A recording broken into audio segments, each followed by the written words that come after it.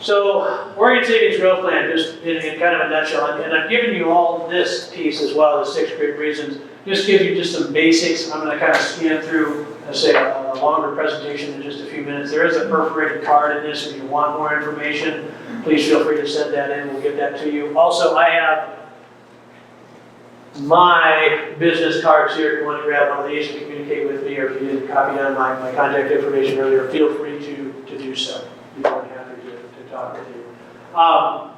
So just basics. It's simple to get started in the plan. The bottom line is, if you're not doing something in addition to, going back to one of those early slides I showed you, kind of where's the money coming from, you should be.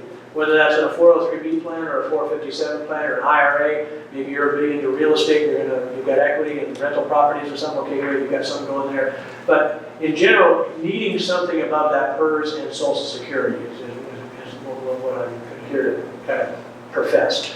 And the employer-sponsored plans that you have available to you are one of the best ways to do it. It forces a discipline on you, comes right out of your paycheck, so you start saving, and it's automatic, essentially. You don't have to think about, I should get down to the bank or the brokerage firm or send some money to somebody, and then I got to invest it. So it's a very simple process, and I mentioned a very low-cost way for using our plan. So you get started at a very low cost. You can defer into the plan pre-tax. You can defer into the plan post-tax, although I'll have to double-check that, because we do allow our local governmental employers to allow or disallow Roth contributions. Once again, just a moment on Roth. If you happen to know when you guys allow Roth, anybody from payroll doing that? Okay, well, I'll double-check that. It's something that's very easy to add if there's interest in it. We're getting more and more. Usually, if you're on the younger end of the spectrum, it makes more sense because you're pay tax now or pay tax later. Pay tax now is the Roth option, okay? You pull out your earnings tax-free at some point in time in the future. Now, no tax penalty, let's talk about that. Roth, 457, you do need to be 59 and a half, okay, before you touch it. Otherwise, you have to pay income tax on the interest. Now, they don't call that a penalty. I do, but the federal government doesn't. They just say it's a tax, whatever. But so if you want to take full advantage of your Roth 457, you would want to be 59 and a half, and you would want to have had the account at least 5 years, which is similar to the IRA. And as I mentioned, time is important with Roth accounts. Many people ask, well, should I do Roth or pre-tax? And I'll always default to pre-tax because you can change your mind. In our plan, you can convert. So even if the ESP does not allow you to contribute to the Roth account, you can contribute pre-tax and go in and convert it as often as you want to. So you can get money. Just realize if you do that, you've deferred it pre-tax. That money's not been taxed. When you convert it, it now becomes a taxable event. So just be careful. We'll get folks say, oh, I'm going to convert 50 grand this year. Cool, just make sure you realize you're adding 50 grand to your income for the year, and we're not going to withhold any taxes from that. So you're going to get a bill from the IRS and the state, likely. So just account for that. That's why we tend to see people doing it in retirement, because then they can withdraw from their 457 pre-tax account to pay the tax on that conversion. The other thing I would tell people is do what makes the most sense for you right now. Don't try to play the future game, okay? I get people telling me all the time, well, taxes are just always going up, aren't they, Jack? Well, no, they're not. We can't make a case for taxes always being higher in the future, because we've seen taxes go up and down if we look back in the past. But if you believe your taxes will be higher in the future, you'd be a Roth saver. You would guard against that by deferring money into the pre-tax, into the Roth account.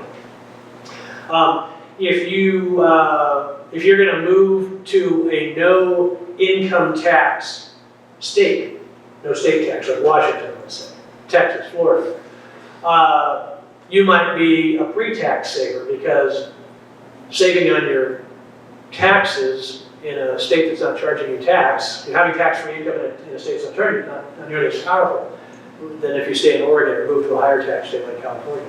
So things like that. But if you don't know, do what makes the most sense for you right now. If you're trying to save as much as you possibly can, then you would want to defer into the pre-tax account, because it's not going to cost you as much. And you can save more and have the net pay. In fact, I think I've got an example. Yeah, if we take a look, for those that haven't done this before, pre-tax contribution versus Roth. Pre-tax, both making $3,200 a month. The pre-tax person takes $200 and puts it into the plan. Lowers their taxable income down to $3,000.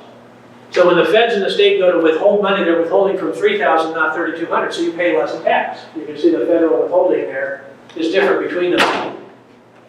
Okay. Costs the individual $154.70 in take-home pay. So they put $200 in, but their check only goes down to $154. So that's why I say you can afford to save more in pre-tax. Roth, the $200, you're paying tax on it now, so your taxable amount doesn't change at all. Your paycheck goes down by the full $200. When you fast forward into retirement, however, what that $200 is turned into, you get to pull the interest that that $200 is earned tax-free. And so that's why time tends to be one of the determining factors on whether Roth is a good deal for you.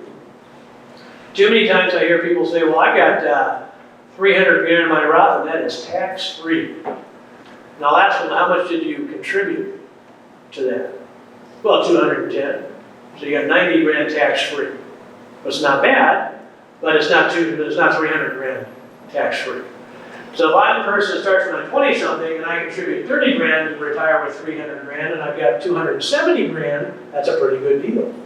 And so that's where Roth tends to make more sense because it's the interest that we actually get to pull out tax-free, Roth versus traditional.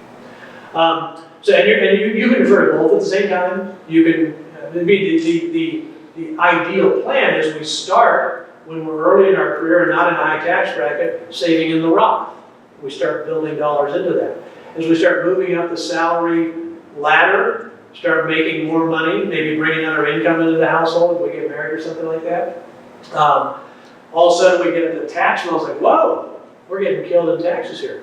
I'll start deferring now to the pre-tax side to lower my taxes now, even though I'm making more money. I'll pay the same amount as I was when I was making less because I'm going to defer pre-tax. So we get into the middle back end of our career and we start dumping money into the pre-tax side to keep our taxes low while we're kind of in our high income earning years. So when we retire, we have money in Roth and we have money in pre-tax. And that's great because it gives us just more flexibility in retirement as we pull money out of the plan. Remember, when you pull money out of the pre-tax side of the plan, that becomes a taxable event. So money that sits in this account has no tax implications for you until you touch it.